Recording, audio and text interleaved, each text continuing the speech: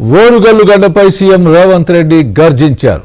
తెలంగాణ అభివృద్ధిని అడ్డుకునేలా బీఆర్ఎస్ నేతలు కుట్రలు చేస్తే జైల్లో పెడతామన్నారు. తెలంగాణలో కేసీఆర్ మొక్కను మళ్లీ మొలవనివ్వనంటూ సంచలన వ్యాఖ్యలు చేశారు. హైదరాబాదే కాదు, వరంగల్లో, కొత్తగూడెంలో, అదే విధంగా రామగుండంలో, ఆదిలాబాద్లో మనం కూడా 4 ఎయిర్పోర్ట్లు కట్టుకొని ప్రపంచంతో పోటీ పడి పెట్టుబడులు తెచ్చి పరిశ్రమలను ముందుకు తీసుకెళ్లి ఈ తెలంగాణను అభివృద్ధి పదం వైపు నడిపించే బాధ్యత ఇందిరమ్మ రాజ్యంలో ప్రజా ప్రభుత్వం తీసుకుంటుందని చెప్పి నేను ఈ సందర్భంగా చెప్పదలుచుకున్నా.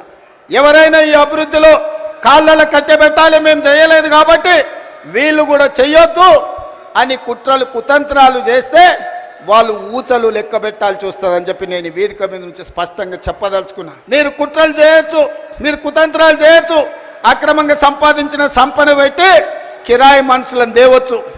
ఏమి చేసినా ఓ రోజు వెనుకో ఓ రోజు ముందో మీరు పన్నుతున్న కుట్రల్ని గుర్తిస్తాం, అందరిని బొక్కలో పెడతాం, ఊచలు లెక్క పెట్టిస్తా అని చెప్పి నేను ఈ వేదిక మీద నుంచి స్పష్టంగా చెప్పదలుచుకున్నా.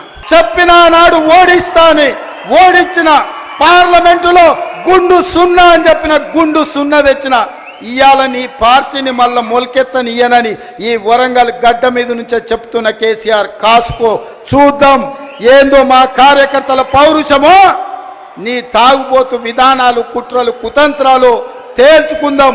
నువ్వు అనుకుంటున్నావేమో మౌనంగా ఫామ్ హౌస్లో వండుకుంటే నీ సంగతి నాకు తెలియదని. నీ ముందు తెలుసు, నీ వెనక తెలుసు, నీ ఉపాయం తెలుసు, నీ ఉబలాటం తెలుసు.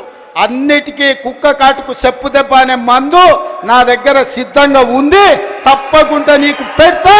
రా అసెంబ్లీకి, మళ్ళొక్కసారి చెప్తున్నా, రాబోయే స్వామి అసెంబ్లీకి రా, చూస్తుందా ఎవడో ఇస్తే రాలే కుర్చీలకు, తొక్కుకుంటూ వచ్చిన కుర్చీలో నిన్ను తొక్కుకుంటూ వచ్చిన గుర్తు పెట్టుకో, రా అసెంబ్లీకి, మాట్లాడదాం, తేలుద్దాం, సిద్ధంగా ఉన్నా తారీఖు పెట్టు, సమయం పెట్టు, వచ్చి చెప్తా బిడ్డ నీ సంగతి. ఆడబిడ్డలకు ఉచిత బస్సు ఇస్తే తెలంగాణ కోల్పోయిందా? ఆర్టీసీ డ్రైవర్లతో ఇందిరా పార్క్ దగ్గర ధర్నా చేపిస్తావా? నీ కొడుకు ఆవారగాన్ని ఆడికి పంపించి వాడు కాక్యాంగ్ చేసుకుంటాడు. వాడు రామారావా నాకు అర్థం కాలే. కాక్యాంగ్ చేసుకొని ఆటోలో తిరుగుతా ఆయన ఆటో రాముడు అయిపోతాడంట. కొంచెమన్నా సిగ్గుండాలనే తెలంగాణ సమాజం ఏమనుకుంటుందని. ఇంత సిగ్గుసేరని తప్పిపోతారా 10 నెలలకే? ఇట్లాంటి నేను ఎవరిని చూడలే. తెలంగాణ రాష్ట్రం రాకపోతే కన్న తల్లిగా గొప్ప మనసుతో ఆంధ్రప్రదేశ్లో పార్టీ చచ్చిపోయినా ఈ తెలంగాణ రాష్ట్రాన్ని ఇచ్చిన సోనియమ్మ మా అమ్మ, మా 4 కోట్ల తెలంగాణ బిడ్డలకు కన్న తల్లి. ఆమెకు ఊడిగం కాదు, ఆమె కాళ్ళు గడిగి ఆ నీళ్లు నెత్తి మీద చల్లుకున్నా అది తక్కువనే అవుతుంది. కిషన్ రెడ్డి, ఇప్పటికైనా నీ పాపాలు కడుక్కోవడానికి రా.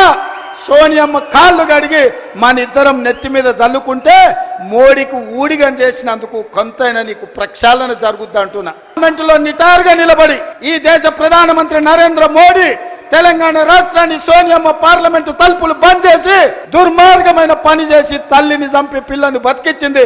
తెలంగాణ రాష్ట్ర ఏర్పాటునే అపహాస్యం చేసిన నరేంద్ర మోడీ తెలంగాణ ద్రోహి. అలాంటి తెలంగాణ ద్రోహికి నువ్వు బానిసవై, గులామువై నువ్వు గుజరాత్ పోతే నువ్వు గుజరాత్ పోయి గార్దులను కాసుకో కిషన్ రెడ్డి.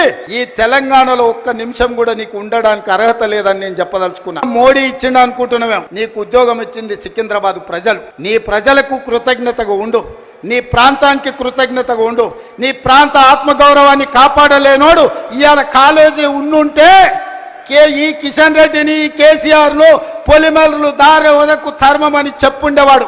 మనవాడే ద్రోహం చేస్తే పాతరేయండి, పక్కవాడు వస్తే పొలిమేరలు దాటించండి అని. ఇవాళ మిమ్మల్ని పాతరేసినా కూడా తప్పు లేదు కాలోజీ స్ఫూర్తిగా. చివరగా జయశంకర్ గారు 10 ఏళ్లు కేసీఆర్ కు సిద్ధాంతకర్తగా జయశంకర్ సార్ పేరు చెప్పుకున్నాడు. చివరికి ఆయన సొంత ఊరు అక్కంపేటను కూడా రెవెన్యూ విలేజ్ గా చెయ్యలే.